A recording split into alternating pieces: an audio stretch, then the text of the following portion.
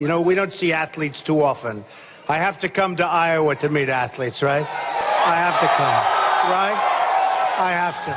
So we had a great football team here that I really enjoyed watching. That last game, I mean, we could have done maybe a little bit better. Where's my football team? Get over here, football team.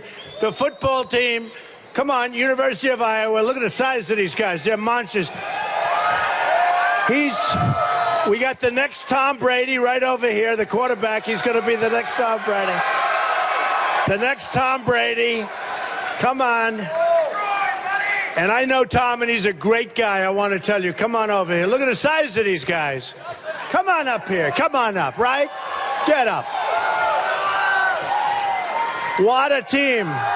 What a team. And they were so nice. They endorsed Trump. They like Trump, and I like them. I love you guys. Look at the size, how big and strong. That's what we like. Thank you, fellas. Come on.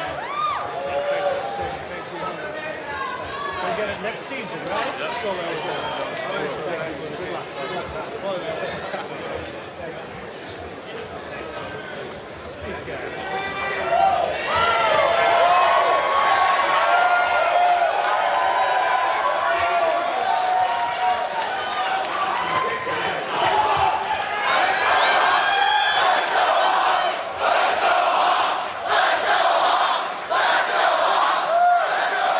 So now, I met some other guys that are really in serious shape. Believe it or not, I wrestled. I was such a lousy wrestler.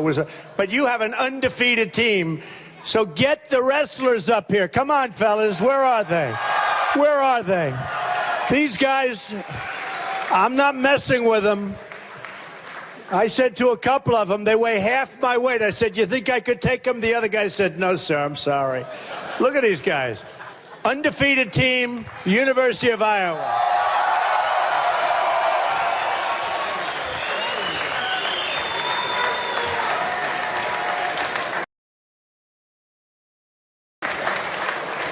Come on.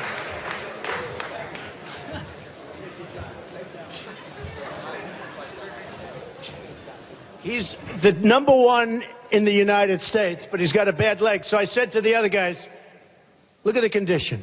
I said, can I take him? They all said, not even a chance, Mr. Trump. Can you believe it? Anyway, we love you guys. Thank you.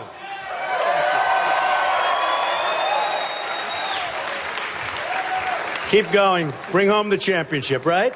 Bring it home, fellas. They are in some condition, I'll tell you. I know how hard the wrestling stuff is. So it's been amazing. It's been an amazing period of time. Started on June 16th. And I'm coming down the escalator, you remember, coming down the escalator. And it's hard. It's like, you know, what these guys do, it takes guts. You run for president, it takes guts. I don't do this. I create jobs, I do buildings, I do businesses all of a sudden. But I saw what was happening to our country. When you look at the Iran deal, we give them $150 billion and they put guns to our sailors' heads. Not going to happen anymore. Not going to happen anymore. It's not going to happen anymore. So I looked and I watched and I saw, and I love this country and I love my business. We built this great business. I have a wonderful family. This is tough stuff. I mean, coming around and doing this, and as much as I love you people, I could be someplace else. I'd be very happy. I could be very used to it. But we have to do something. We have this incredible, incredible country, and it's run by incompetent people that truly don't know what they're doing. They don't know what they're doing. You look at, as an example, you look at our trade deals with China. We lose hundreds of billions of dollars a year. Look at these deals.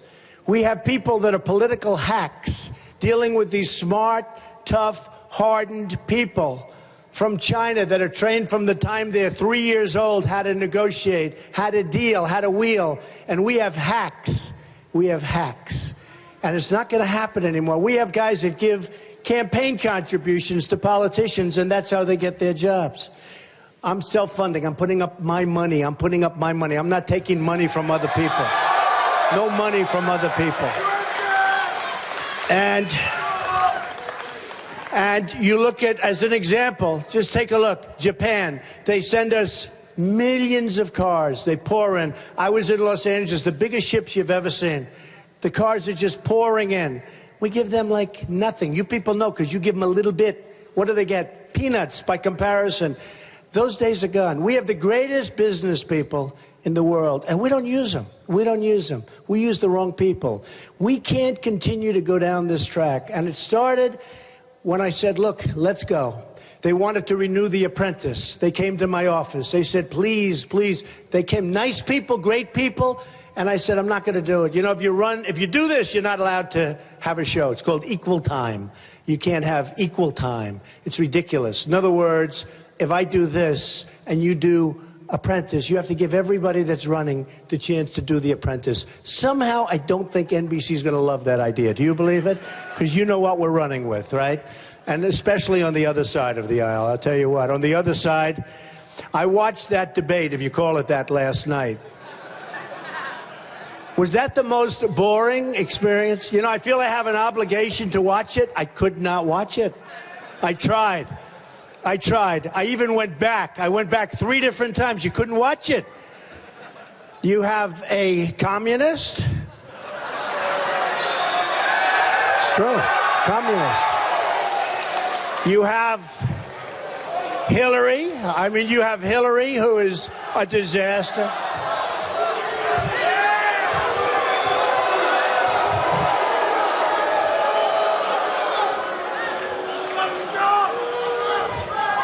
You want to let the football team take care of it? I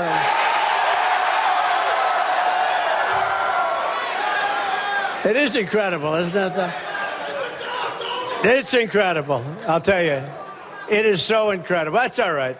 You know, when I'm rough with somebody like that, what I do like is the cameras turn. The only way, you know the story, they don't turn. They don't turn. All the time, my wife, she says, darling, did you have many people there tonight? I said, the place was packed. We've had the Mavericks Arena packed. We've had, in Mobile, Alabama, 35,000 people. They keep the camera right on my face. They'll never show, because they don't want to show the crowds. I remember where they had Bernie Sanders a couple of nights ago. I had 12,000 people, and we had to send away 7, because they couldn't get into the arena. Bernie Sanders had 3,000 people. And they said, Bernie Sanders had a really, really big crowd tonight. He had 3,000 people. Now, I had 12, and we had to send away 7, 5 to 7, and they wouldn't mention it. I said, how come they don't mention that? But the reason, I agree, the reason I like protesters is because the cameras are like fixed. I thought it was like a thing they couldn't move. But whenever there's a protester, they turn like a pretzel because it's a negative thought. So they turn. So people see how big our crowds are. So anybody want to protest, go ahead. It's fine. Go ahead. So we had an amazing day and we had an amazing week. We had Sarah Palin, as you know, who was fantastic. She endorsed us last week, and she is a fantastic. Today we had Jerry Falwell, who is amazing. We had Sheriff Joe. You talk about a border. Sheriff Joe keeps the border, folks, right? He keeps the border. And look, we have to do things in our country, and we're going to do them right. I came to Iowa. Your governor was saying about a certain person that I'm campaigning against, who I think is number 2, but he's like a nervous wreck. He's dropping like a rock in the ratings. He's dropping like a rock in the polls. I love the polls. To me, a poll, I think I made polls famous because we're number 1 in so many, we're number 1 in every poll. It's almost embarrassing, but let's keep it that way. Let's keep it that way. No, Ted Cruz, you know, the Canadian, he was a Canadian. So Ted is not happy because the polls just came out. And here's what it is, folks. And this is so important because I love Iowa. I've been here. I'm going to be here. I stayed at your Holiday Express the other night. Everybody was surprised. It was actually very nice. It was very, very nice. The bed was good. I asked for 2 things. Give me a good bed and let it be clean. I had a good bed and it was clean. We were happy. Right, folks? But Iowa, like your football team, like your wrestling, Iowa needs a win. 16 years you haven't picked a winner. For 16 years, you haven't picked a winner. Now you're going to pick a winner. It's going to be Trump, I hope. Okay?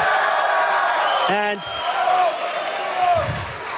And you know what happened the last two times, I supported John McCain, worked with him, raised money, did everything. Didn't work out. Lost. And it was a tough one, because in all fairness, that was a tough race because of what had happened just previous to the election. But I went with McCain, didn't win. Romney's a nice guy. I went with Romney, didn't work. I said, so we lost here, we lost here. This year, we're going to do it ourselves, folks. We're going to do it ourselves. We are going to do it. We're going to do it ourselves, and it's going to be something that's going to be special, okay? It's going to be special. Now, here's what just came out. Fox News, right? Wonderful, wonderful place. Fox News, it's wonderful. Wonderful. Trump, this is in Iowa. Trump 34%, Cruz 23, Rubio 12. So we have a nice lead. Another Iowa, Trump 39, Cruz much lower, and Rubio much lower, and Carson much lower. Florida, big state, great state. Trump 48. These are new. Cruz 16, Rubio 11. Arizona, Trump 38 to 15 to 11. Listen to this one, Zogby, very good poll, highly respected. Trump 45. Remember when I used to have the numbers, they said, well, that's a plateau. I start, remember? He knows, this kid shouts out, plateau. These guys are the most dishonest people in the world, just about. No, 25% of them are actually good. But maybe not 25, maybe a little bit less. But I will tell you, you've heard that before, the plateaus, right? It's always the plateau. So what happens is, I started off, you start off like with nothing, then you go up to 4, and then you go to 6. My wife said, if you run, you're going to win. But you actually have to announce. And I said, I don't want to really announce unless I know I'm going to win. I hate to do that. I want to know. Yeah, I know, go for it. But eventually I said, I have to do it. Because the pollsters were putting my name in, and nobody believed I was going to run. They all put the name. They said, Donald Trump is going to run. Who the hell is that, a protester? Sounds like a protester.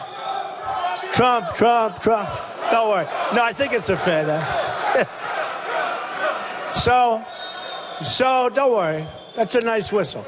Actually, I think they're wrestling in the back of the room. So what happened is she said, if you run, you're going to win. They put the name in. It didn't register because nobody believed it. She said, you don't understand. If you don't actually run, nobody's going to believe, and they're not going to do it. You can't poll it. So I said, you know what? Let's take a chance. So right from the beginning, it went up. And it started at 6, and it went to 12, and it went to 14. And every time I was on a show, they'd say 6. Well, that's a plateau. In other words, you won't get any more than 6. But then you go to 12, then you go to 14. Then we went to 18, to 22, to 24. Now we went to 28 about 2 months ago, and they started saying, holy, this is really, I'm starting to say I like the plateau. Don't forget, that's against, we started out with 17 people. So when you have 28, and now we have polls at 42 and 45. I want to plateau at 42 and 45. So a lot of things have happened. And a big thing happened, and that had to do with Paris. And we've got to stop. We've got to either have a border. Remember this. We have to have a border. And if we don't have a border, we don't have a country. We're going to build a wall. It's going to be a real wall. We're going to let people come in, but they have to come in legally. They have to come in legally. They have to.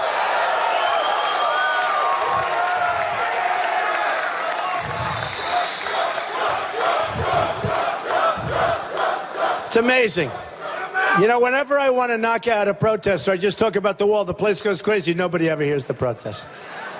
But it's true. And the people I'm with on the stage, sometimes on the stage, the people that I'm with on the stage, they talk about a wall. They say, what do you mean? Because who is going to pay for the wall? Who's going to pay? Mexico. Oh, we have another one. Oh, okay. Take your time. Where? Right there? Get them out. Get them out. Get them out.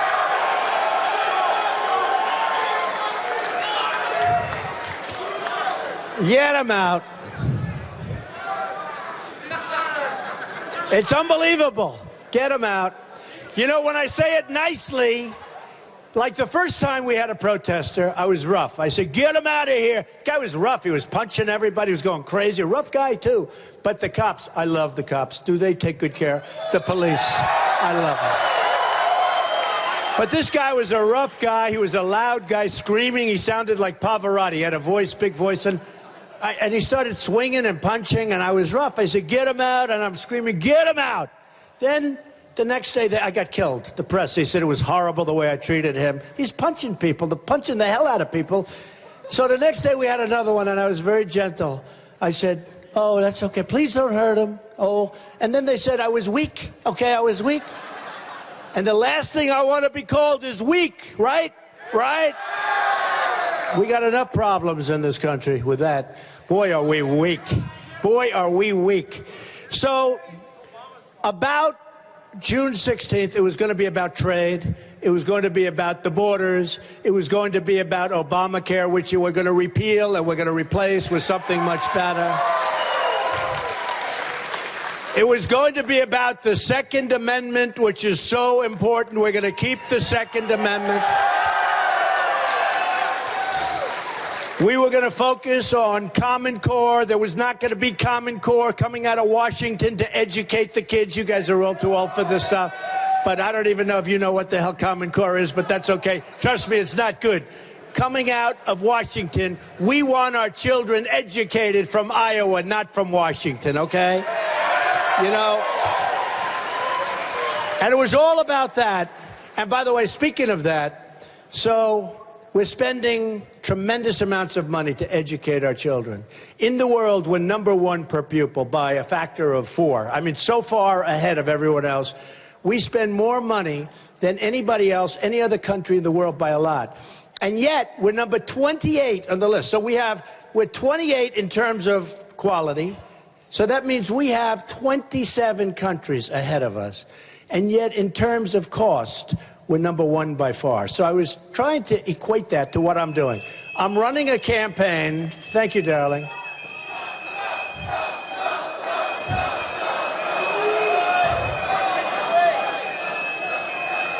I don't think that's a University of Iowa student, do you? Get him out. Ready? Are you ready? Get him out of here. Get him out of here. Get the hell out of here. These people, what are they doing? You know, we're all in the same boat. We want to have strong military. We want to take care of our vets. What the hell are they doing? You know, we all want the same thing. Probably, unless they're just troublemakers, which they are. Get the hell out of here. You know, it's like, what are they doing? It's really protest just for the sake of protesting, really. You know, if you think about it, whether you're conservative, a liberal, a Republican, we want to have a strong military. We want to have a country. We want to have great health care. We want to have great education. You know, what the hell are they doing? Every time you go out and somebody blows a whistle, somebody does something, it's sort of crazy, isn't it? I always say I could take a person like that, unless there's a substance abuse problem, which there could very well be. I could take a person like that, honestly.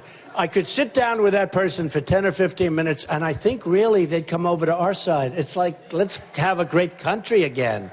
I really believe it. I really believe it. So I was thinking about education, and I talk about this. I mean, I equate it to what I've seen on the campaign trail, because coming from the private sector, I know how to negotiate. I do deals. In fact, I'm doing a big hotel in Washington that I got from the United States government under the Obama administration. Now, that's negotiating, right? On Pennsylvania Avenue. I figure if I don't make it to the White House, at least I'll have a hotel right nearby, right? So I'll be, one way or the other, I'm going to be on Pennsylvania Avenue. And by the way, I'm going to be on Pennsylvania Avenue, not because I want to be, because I want to make the country great again. I'm working with you. I want to make the country great again. That's what I want to do. We have so much potential. So I was thinking, and I'm watching these guys like Jeb, low-energy Jeb Bush. So low energy. Oh. You fall asleep looking at him. No, you really do. So, and I wouldn't normally be upset, but you know what? He's spending tens of millions of dollars. He's spending like a fortune advertising against me. Then he goes on, I'm the only one that has the courage to take on Donald Trump. Big deal. Big deal. Those wrestlers would take me on, and so would the football players, right? But Jeb Bush, so here's a guy who spends a fortune. He's up to $100 million. Wouldn't it be nice if we could give that money to the wounded warriors instead of wasting it? Wouldn't it be nice? Give it to the vets. Give it to anybody instead of his people that are really taking it. You know, they advertise and they get big chunks. Every time they put an ad on, they get big, big chunks. These guys make more. It's better than being a real estate broker. But here's our story. So Jeb has spent over $100 million on a campaign, and he's down here in the toilet, okay? He's down here. He spent 100. Now, I'm going to start spending a lot because I don't want to take a chance, number one, and I feel guilty, number two. But I've spent almost nothing, and I'm number one by a lot. Now, forget that. Wouldn't it be nice if our country could do that? So that instead of spending the most per pupil and having terrible results, we spent less per pupil or even the least, and we have great results. That's what's happening. So when you look at what we got, and I've seen so much and I've learned so much, in my whole life I've dealt with politicians. They're all talk, no action. It's never going to get done. You're not going to be taken to the promised land, believe me. It's just more talk. They're all controlled by their special interests, by their donors. They're all controlled by that. And believe me, I tell the story about Ford, and I tell the story. Nabisco is now moving its big plant from Chicago to Mexico. So what does that mean? No more Oreos, right? Now, Ford is building a $2.5 billion plant in Mexico. Another plant was going to be built in the great state of Tennessee, and all of a sudden, at the last moment, they decided to move to Mexico. Mexico is like the new China. Mexico, what they're doing to us on the border and with business and trade, it's unbelievable. And the problem we have is we know it's no good. Anybody knows it's no good. You don't have to go to the Wharton School of Finance. You don't have to go to Harvard. You don't have to go to Iowa, which, frankly, tonight I like much better. University of Iowa. Tonight I like it. Tonight it's my favorite school. I do like it, actually. But honestly, you don't have to go. All you have to know is it's no good. They're building this plant. They're going to build cars, trucks, and parts. They're going to sell them all over, but they're going to sell them to the United States. No tax, no nothing. They come right across the border. You'll have illegals driving the cars right across the border because you save a lot of money. Nobody's going to stop them. Who's going to stop them? Under Obama, nobody stops them. So what happens is they're building a plant. Now, Hillary knows it's no good. Hillary, this is a beauty. Hillary knows it's no good. When she says it's no good, if she's president, she's going to be called by a lobbyist that has total control over her. She's going to be controlled, and believe me, and I mean controlled.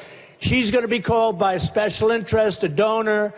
She's going to be called by these people. And they're going to say, you can't do this. These people gave you $5 million in your campaign. You can't do this. Now, a guy like Jeb Bush or any of these guys, they're all controlled by the people that gave them the money, okay?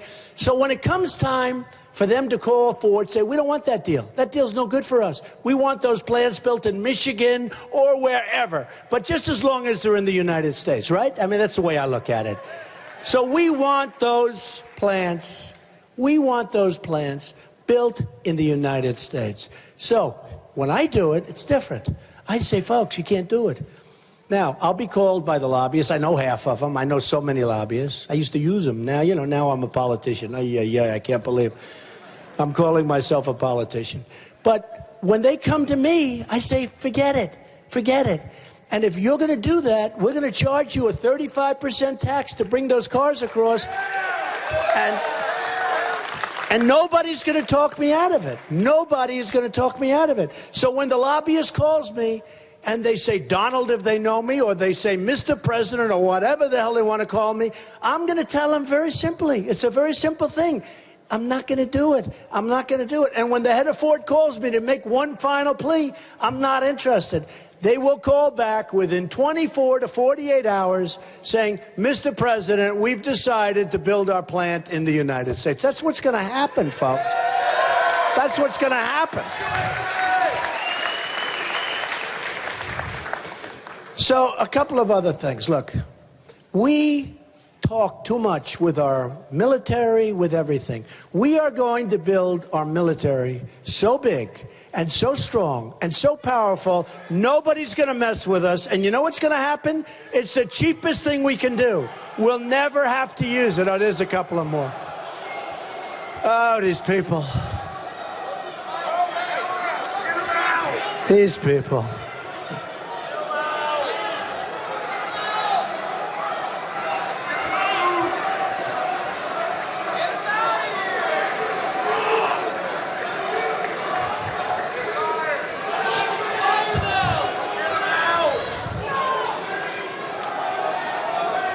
That's all right. Yeah, get him out of here. Throw him out. Throw him the hell out.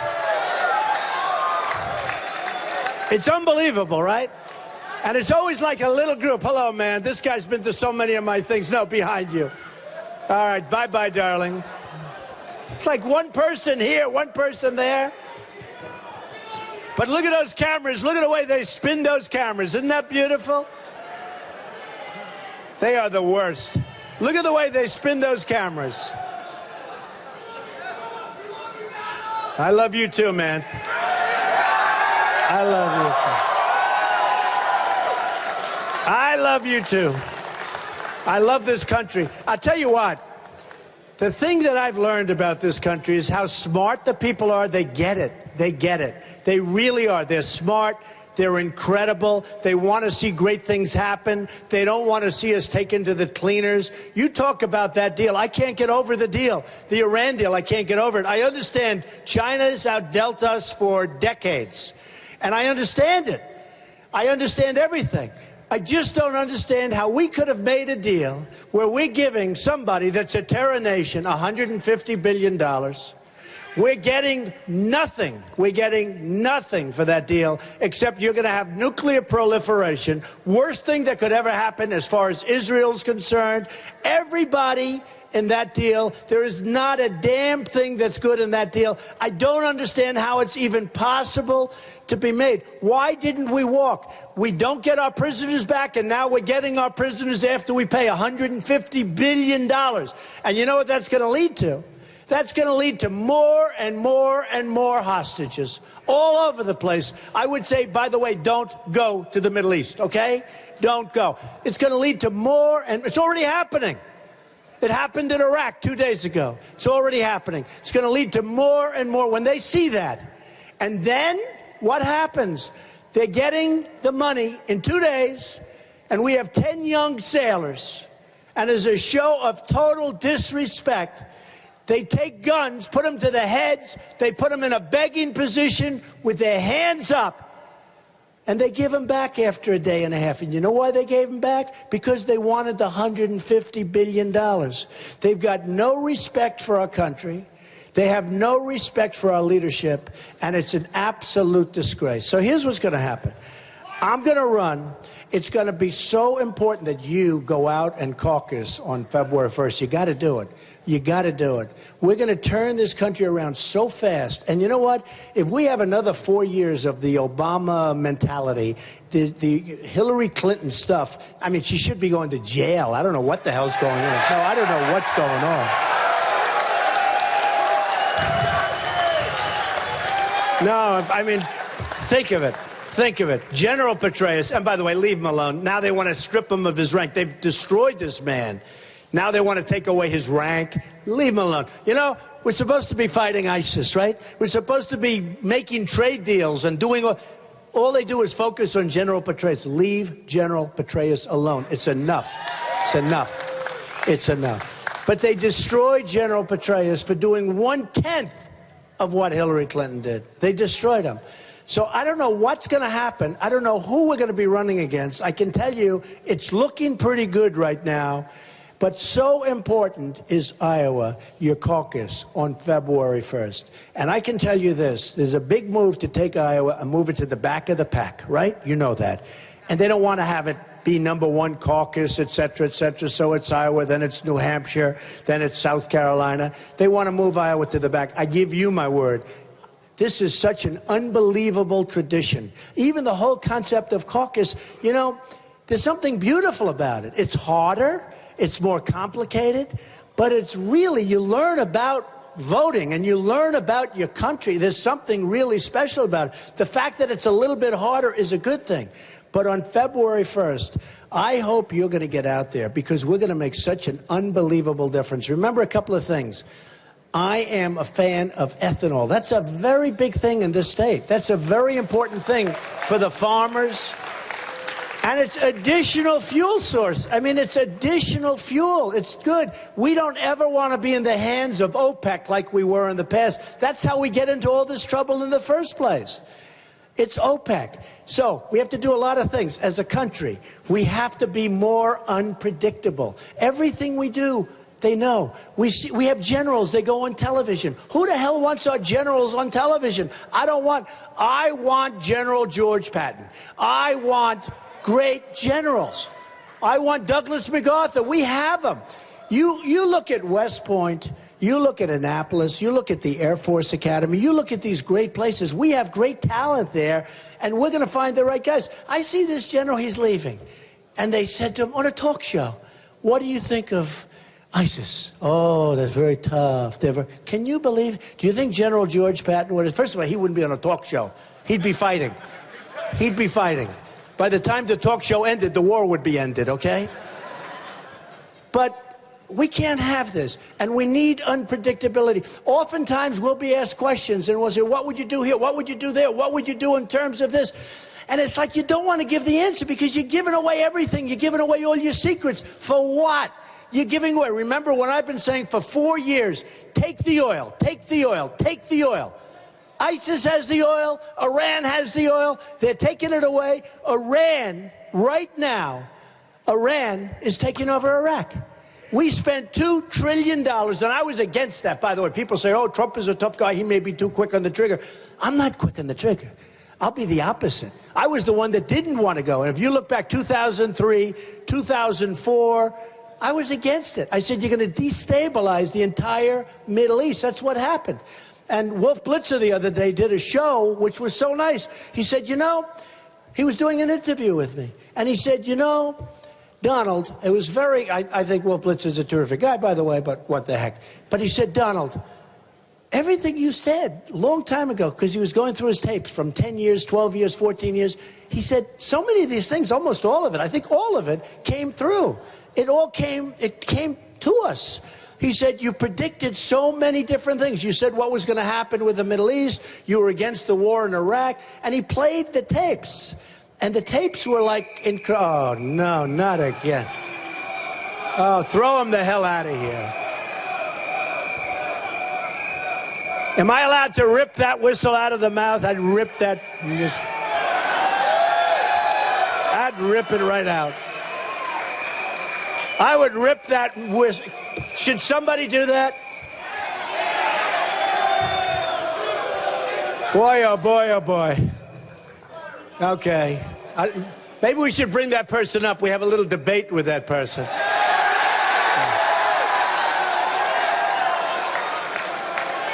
Isn't it terrible, though?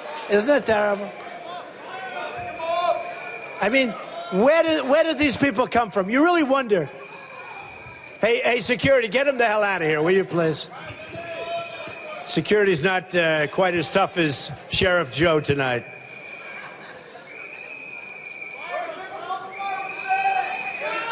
Get him out of here. Isn't it incredible, though? What's the purpose? What's the purpose? So, we're going to hopefully have a victory. I'll tell you what's happened. We picked up 11 points this week. 11, that's a lot of points, right? A lot. And all of my people and all of the experts say, Mr. Trump, don't say you want to win, just say you want to do well. Because that way you can't lose. I can't do that. I want to win Iowa. Because If we win Iowa, we're going to win New Hampshire, we're going to win South Carolina, we're going to run the table. We may be the first one every single state. Iowa is so important. So, are you ready? I love you all. February 1st, you've got to get out. You are going to be so damn proud of your country. We are going to win so much. We're not going to lose anymore.